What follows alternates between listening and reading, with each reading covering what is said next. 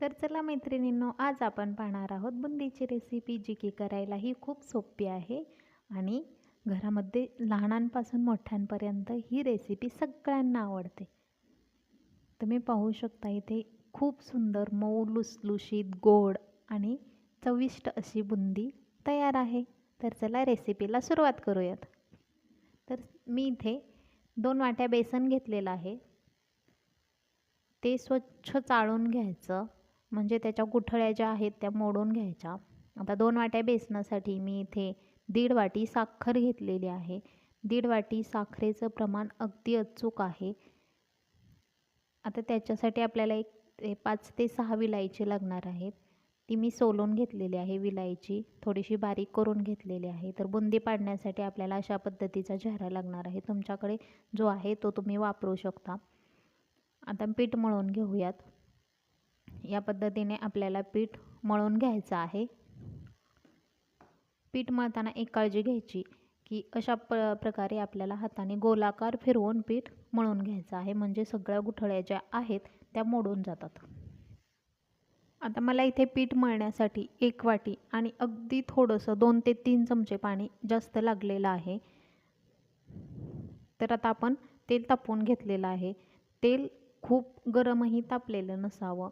अगदी मंद आचेवरती आपल्याला ही बुंदी अशी तळून घ्यायची आहे. जर तेल खूप तापलेले जर असेल तर तुमची बुंदी कडकही होऊ शकते, म्हणून इथे ही काळजी तुम्हाला नक्की घ्यायची आहे. आता अलगद अशी बुंदी झाऱ्याच्या साहाय्याने आपण तेलामध्ये सोडून घेऊयात. इथे तुम्ही चमचाचाही वापर करू शकता.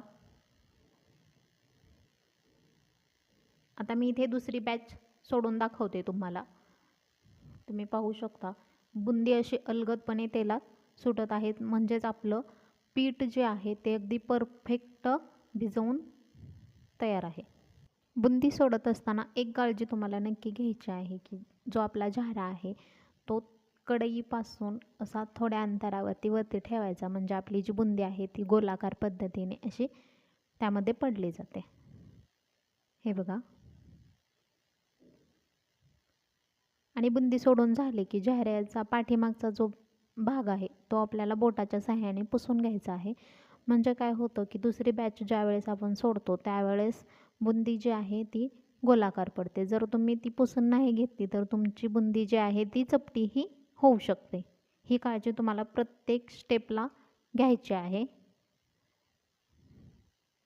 तर आपली बुंदी इथे तळलेली आहे. तुम्ही पाहू शकता सगळी एका साईडला जमा झालेली आहे, म्हणजेच आपली बुंदी जी आहे ती तळली गेलेली आहे.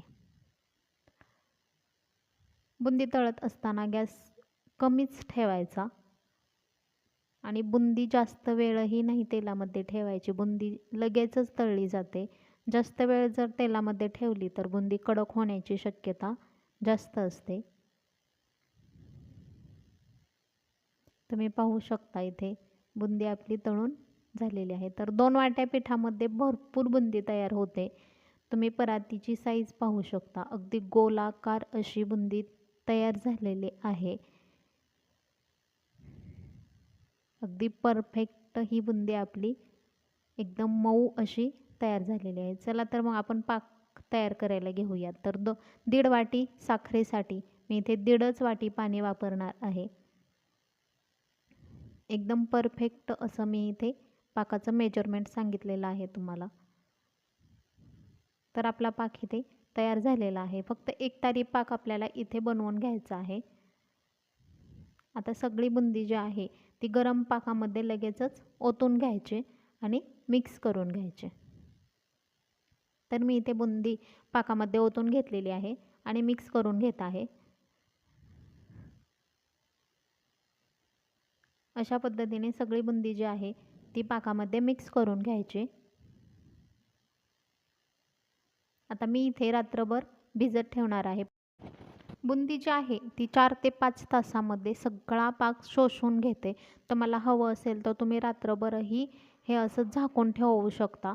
मी रात्रभर ठेवून दिलेलं आहे कारण मी ही रेसिपी संध्याकाळी केलेली होती.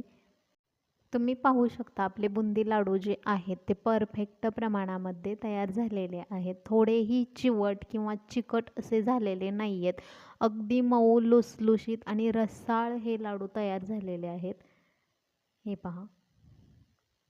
ही रेसिपी करायला खूप सोपी आहे. नक्की ट्राय करून बघा आणि मला कमेंटमध्ये नक्की सांगा. मी इथे सगळं प्रमाण अगदी अचूक सांगितलेलं आहे तुम्हाला. जर तुम्हाला लाडू वळायचा असेल तर तोही वळू शकता. अगदी परफेक्ट प्रमाणात वळला जातो.